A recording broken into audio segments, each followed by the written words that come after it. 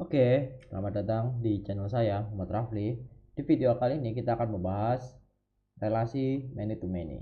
Oke, jadi apa relasi many to many? Relasi many to many adalah relasi yang berarti bahwa banyak entitas model dapat berhubungan dengan banyak entitas model lainnya. Misalnya di sini saya memiliki course dan course kategori. Nah, nantinya kita akan membuat course ini bisa memiliki banyak course kategori, serta course kategori ini juga bisa memiliki banyak course gitu ya. Nah, untuk boilerplate-nya kalian bisa nanti clone di GitHub saya. Ini saya share linknya di description. Ini saya udah buatkan untuk apa, agar kalian bisa mencoba. Nah, nanti kalian bisa clone yang fake Udemy ini. Oke, jadi di sini kita udah punya untuk CRUD course-nya. Misal kita bikin kelas belajar pemrograman dasar. Nah, terus ini lorem price-nya 10.000. Nah, cuma di sini kita juga udah punya course kategorinya, misal web dasar gitu, atau misal front end.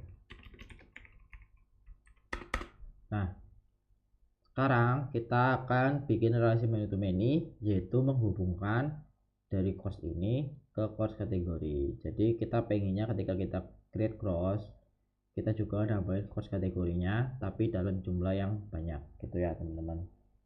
Nah, berarti tugas pertama kita adalah kita bisa membuat table baru atau migration baru dengan nama course kategori pivot. Oke, langsung kita coba aja. Nah, teman-teman bikin sebuah migration php artisan make migration course kategori pivot table. Oke, lalu teman-teman enter saja. Nah, lalu kita buka di sini. Nah, teman-teman bisa bikin seperti ini, skema create course kategori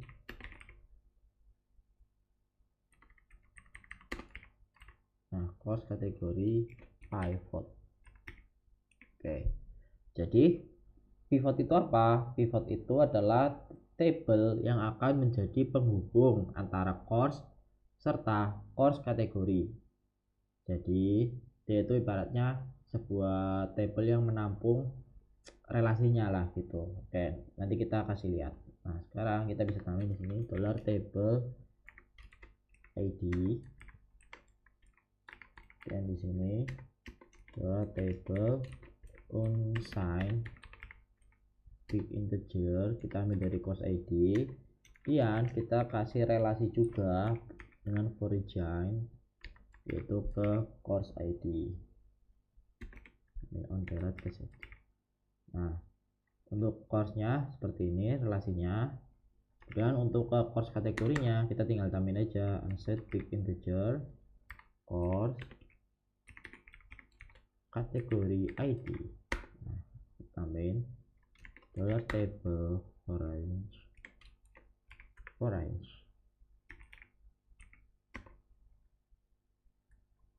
Nah, ini course kategori id, reference-nya ke id, kemudian on table apa, course kategoris, ya, ketika on delete cascade.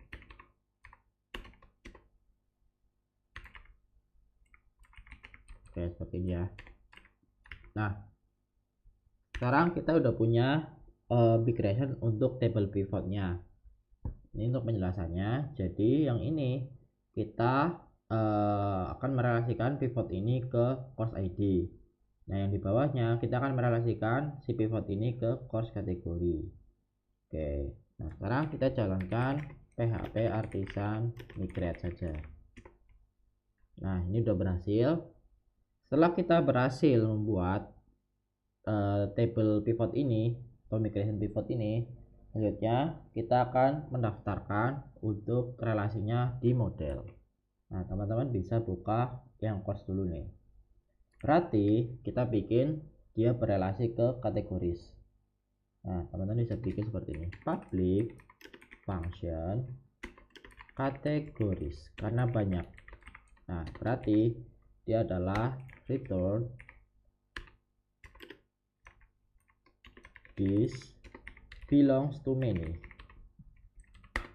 Nah, belongs to many-nya kemana? Yaitu ke course kategori kelas. Kemudian, nah di sini dia ditanya ini, dia relasinya kemana? Ke course kategori. Terus ke tabelnya tabel apa? Berarti course kategori pivot. Oke. Kemudian origin pivot kayaknya apa? Karena kita berada di course, berarti originnya course ID. Dan relasinya kemana lagi pivot kayaknya, yaitu ke course kategori ID. Oke, jadi kayak gini, kita memiliki relasi ke kategori, nah yaitu belongs to many. Ini sebenarnya many to many ya, sama aja lah gitu, belongs to many. Nah, dia akan ada relasinya ke course kategori dengan dibantu table course kategori pivot yang origin ID-nya course ID serta relasi K-nya yaitu course kategori ID. Nah, ini untuk yang di model course-nya. Sekarang kita pergi ke model course kategorinya. Nah, di course kategori kita tambahin aja di sini public function course. Nah, jadi yang course ini sama yang kategoris ini sebenarnya kurang lebih sama. Oke, kita buka ya. Cuma ini bedanya di sininya nih isinya. Kalau ini dia mengarah ke course. Nah, kalau tadi kan dia mengarah ke course kategori. Ini dibalik, dia mengarah ke course.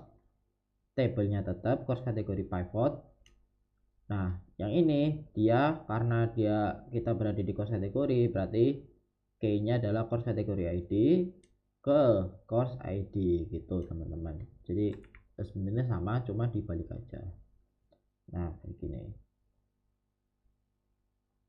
Oke, setelah kita berhasil membuat table relasinya, kita membuat model relasinya, kita sekarang akan nyoba bikin tampilan untuk create-nya nih. Jadi ketika kita create, nah kita tambahin lagi satu inputan. Nah, berarti kita bisa pergi ke create course. Nah, kita tambahin lagi di sini .mp3 label. Nah, for categories. Nah, di sini kita kasih kelasnya from label. Oke. Kemudian berarti kita bisa pakai select. Nah, ini untuk yang multiple kayak gini. Teman-teman bisa pakai ini agar bisa nge-select lebih dari lebih dari satu. Nah, terus di sini wajib name-nya pakai array categories. Oke, lalu tampilannya nanti akan jadi seperti ini. Oke, nah ini undefined variable categories. Karena apa? Kita lihat ke course controllernya, teman-teman.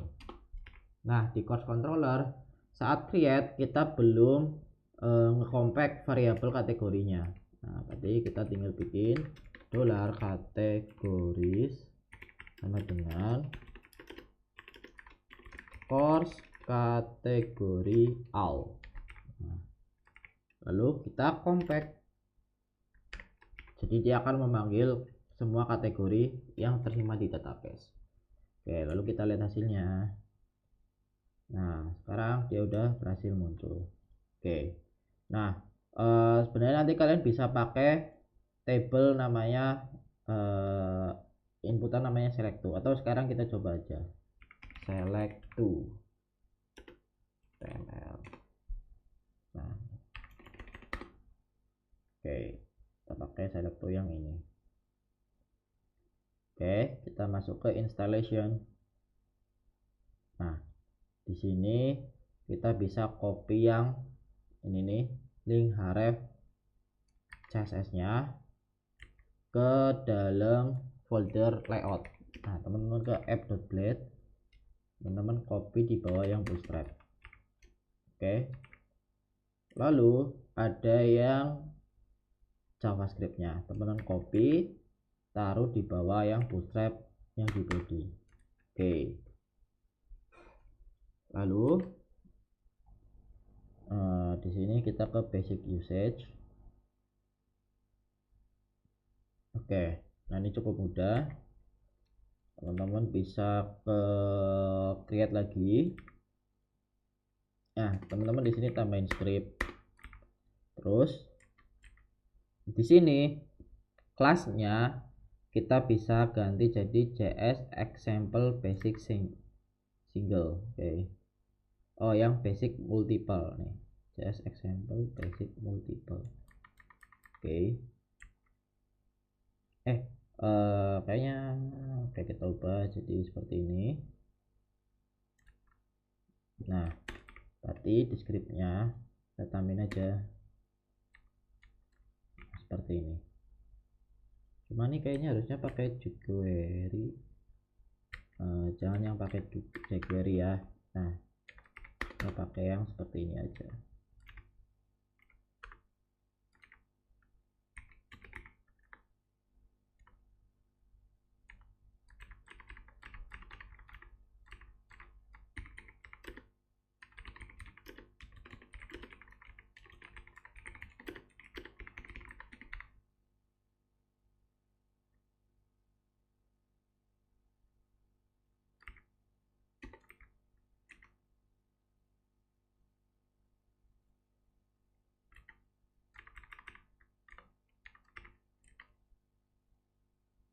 Oke.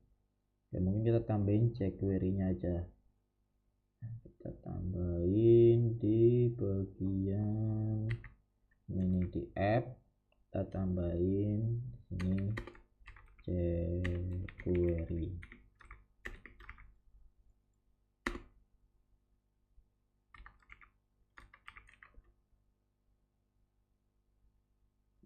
Nggak bisa. Nah, ini jQuery-nya kayak gini kodenya, atau mungkin kita tambahin kayak gini, add push script, add stack. Nah, kita tambahin perlu stack ini.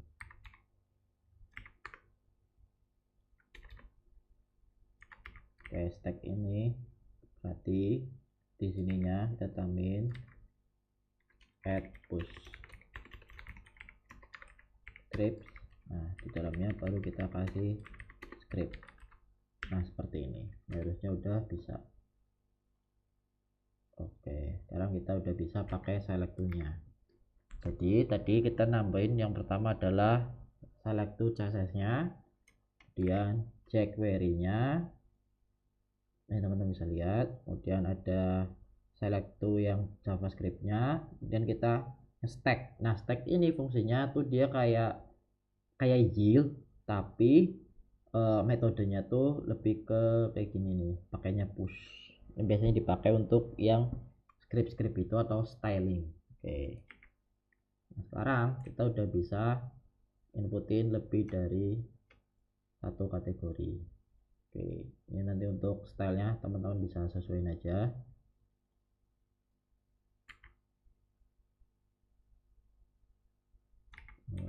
Form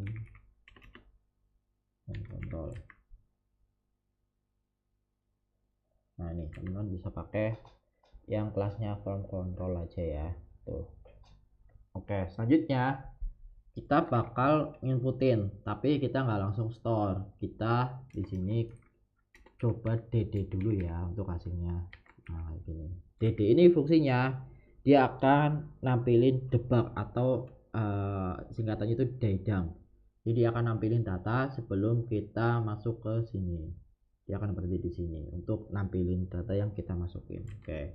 Kita coba, misal di sini kita begini, from control, berarti jangan from control. Kalau from control dia bakal gini. Nah ini kita tambahin select to aja. Oke, ini ya, mantap.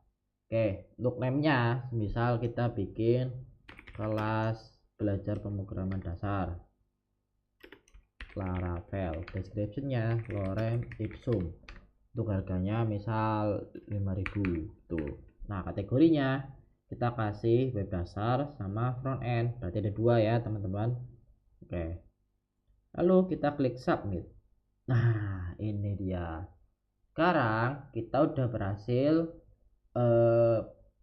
inputin lebih dari satu kategoris, itu karena kita pakai multiple. Oke, sekarang tugas kita adalah memasukkan kategoris ini ke dalam pivot. Oke, pivotnya tadi di mana? Kita buka PHP admin-nya. Oke, lalu ke bagian tadi apa namanya?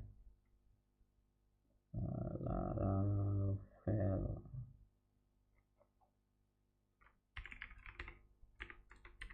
Kasih. Oke, cari env dulu.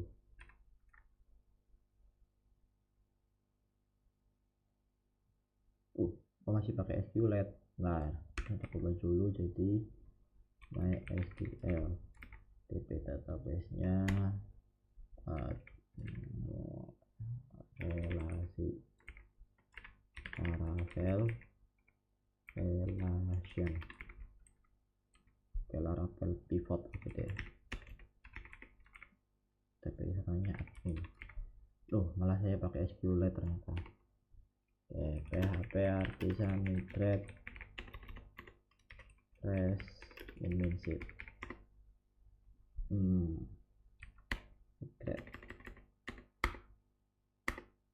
Oke, kita ulang ya. Git kesalahan guys, maaf. Oke, kita tambahin kategorinya dulu, berarti di sini the front end, the full stack, ada back end. Oke. Nah, kita lanjut ke topik yang tadi. Sekarang kita masukin nih, misal Laravel belajar Laravel, belajarnya lorem ipsum, price nya 5.000. Kategorinya ada front end, full stack, sama back end. Lalu kita klik submit. Nah di sini udah berhasil nih masuk datanya, kategorinya udah 3 juga. Sekarang kita lihat PHP admin kita cari yang pivot.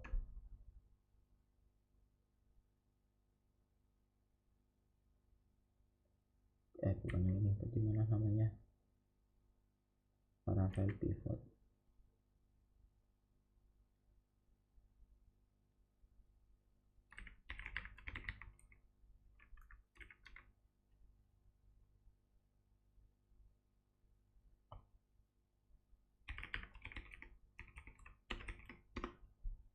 Oke ini.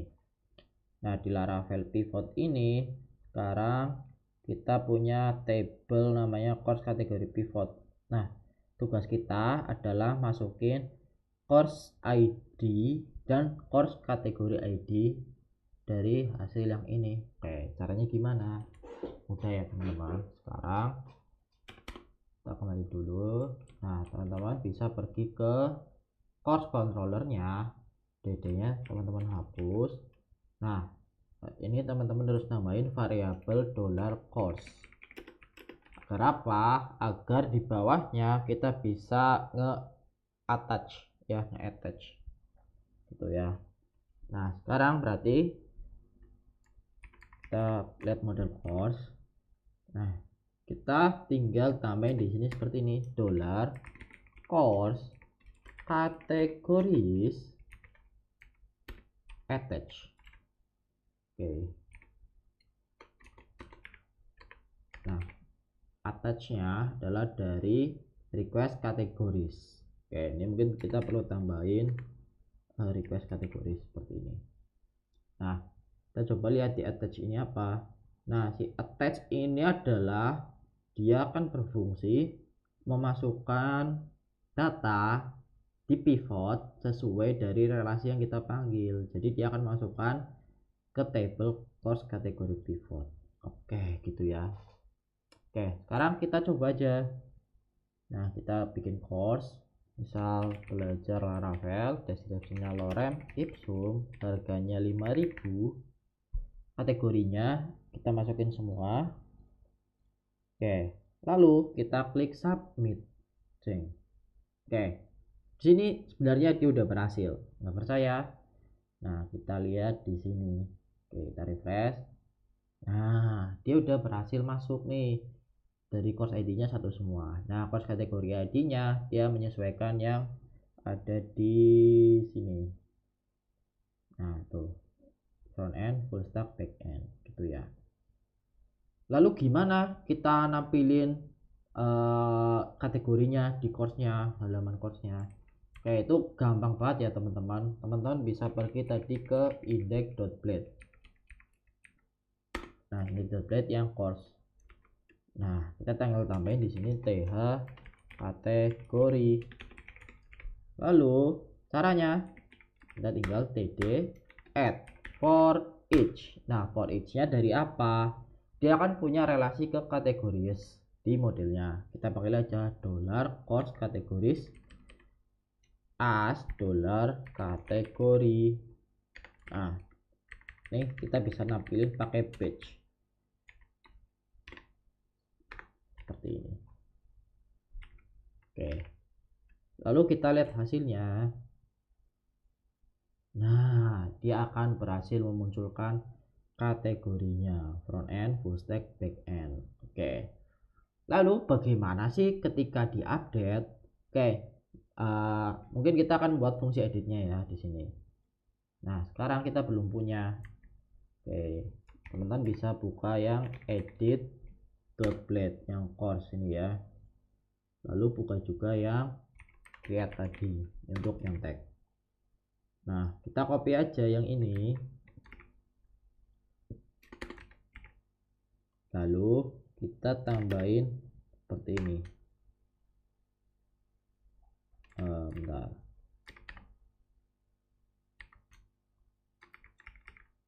Oke, lalu kita copy yang ini juga.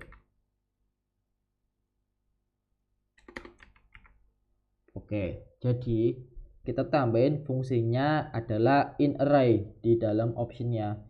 Ini fungsinya untuk apa? Jadi inArray ini adalah dia akan memanggil kategori ID yang kita for each. Nah, terus dia akan memasangkan apakah course kategoris ini dia datanya ada di kategoris yang kita panggil. Nah, jika ada bentar. Oh ya benar. Jadi ini kan course ini adalah data yang kita panggil dari editnya. Nah, terus dia akan manggil kategoris. Nah, ini sebenarnya sama aja kayak for each. Nah, kategoris ini dia akan mengambil ID-nya aja dijadikan array. Nah, kalau dia ada dan match sama kategori yang kita punya atau yang ada di data, maka dia akan masuk ke elemen yang di select atau selected gitu. Nah, kita coba. Oh, ini karena apa? Karena kita belum masukin kategorinya di halaman yang ini ya, yang edit. Nah, ini kita perlu masukin $kategoris. Terus kita konteknya tambahin. Oke, kita lihat hasilnya. Kita refresh. Nah, sekarang dia berhasil ke select sesuai yang pernah kita ambil. Nih, kita coba contoh lagi, tes 6 juta, kita front end aja pilihnya. Oke, lalu kita edit, maka dia munculnya cuma yang front end ya. Oke, misal kita yang front end, kita pengen tambahin full stack sama back end. Submit, belum terjadi apa-apa karena kita belum nambahin logikanya di controller. Oke, gimana sih cara nambah logikanya atau kodenya gimana? Oke, kita ke course controller. Nah, di update ini kita tambahin juga kategoris. Lalu kita tambahin $course. atau kita jadikan dia variabel. Lalu kita tinggal $force kategori sing. Nah, sing ini adalah dia akan menghapus yang kita hapus dan menambah yang kita tambah. Itu untuk sing ya. Nah, kalau yang attach itu dia hanya menambah. Ini kalau sing itu dia akan menghapus yang kita hapus, menambah yang kita tambah gitu. Itu perbedaannya untuk sing. Nah, sing ini digunakan untuk update, synchronize gitulah. Oke. Lalu kita coba sini. Front end kita tambahin jadi back end. Kita klik submit. Boom. Error. Kenapa ini? Oke. Call to a member function categories on true. Apa ya? Oke, kita coba DD dulu ya di sini. DD. Oke, lalu kita lihat submit. Oke, ini udah benar nih, udah masuk ya kategorisnya. Lalu kenapa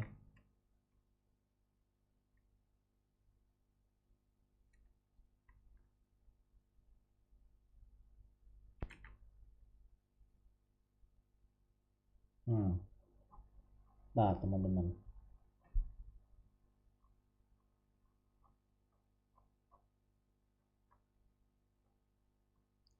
oke, sing ini nggak bisa.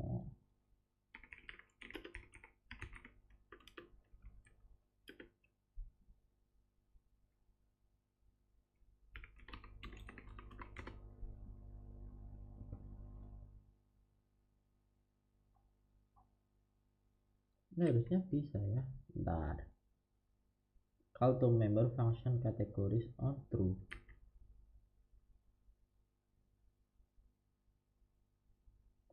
Oh, I see. Course fine.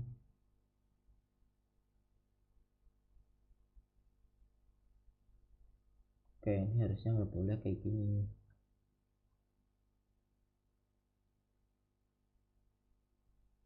S course fine.